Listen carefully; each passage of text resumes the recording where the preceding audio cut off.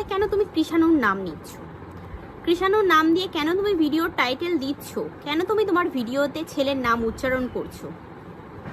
তাহলে নিশ্চয়ই তুমিও ভিউজ কামানোর জন্য এগুলো করছো।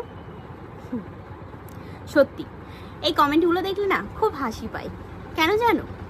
কারণ তাই যদি হয়ে থাকতো না, তাহলে আজ এই 7টা মাস ধরে আমি যে আমার ছেলের নামটা উচ্চারণ করিনি, আমি আমার ছেলের নাম করে কোনো রকম ভিউজ কামাইনি, সেটা ভালো মতোই সবাই জানে। আমার যদি মনোভাব সেটাই হতো, তাহলে কিন্তু আমি পারতাম এই 7টা মাস ধরে খুব ভালোভাবে, খুব সুন্দরভাবে আর্নিং করতে এই ইউটিউব প্ল্যাটফর্ম থেকেই। তবে সেটা আমি করিনি। আশা করছি এটা যারা বোঝার তারা বুঝবে। এবার আমার ভিউয়ার্সদের জন্য আমি কিছু বলতে চাই।